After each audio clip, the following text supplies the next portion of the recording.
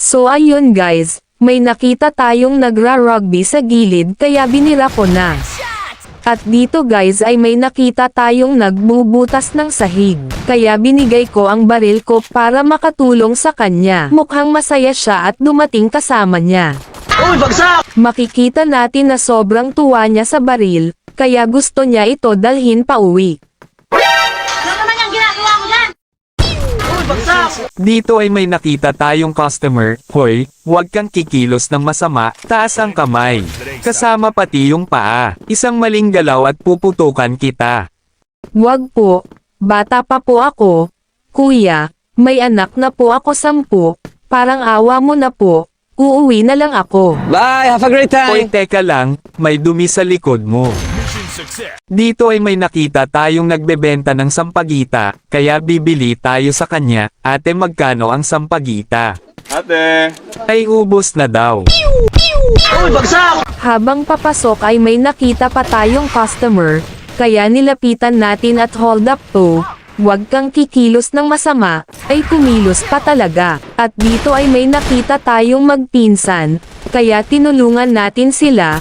Ate, wala dyan yung kalaban, andito.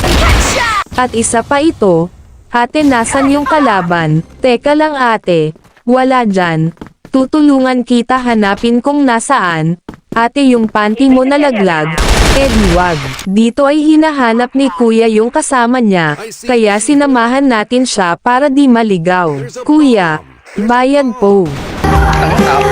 Habang naglalakad ay bigla akong nagulat, may customer na pala, kaya sinamahan ko siya maglakad, para hindi siya maligaw, ngunit sa maling daan siya papunta kaya pinatigil ko na.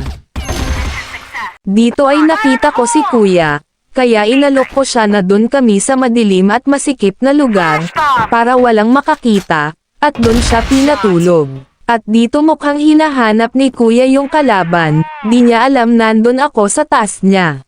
Uy, bagsak! Dito ay dumating din yung asawa niya, galit na galit, gusto manakit, at nakita niya bangkay ng asawa niya kaya sinama ko na rin siya.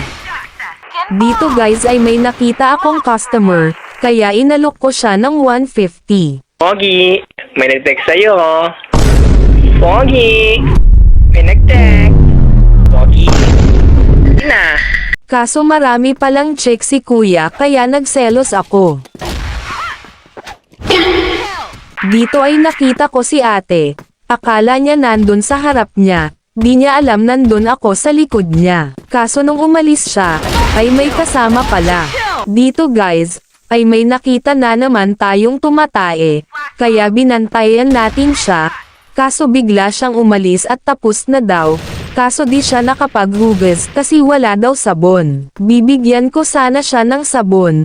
Kaso yung panlaba. Kaso ayaw niya daw yun, kasi makati daw sa puwet niya.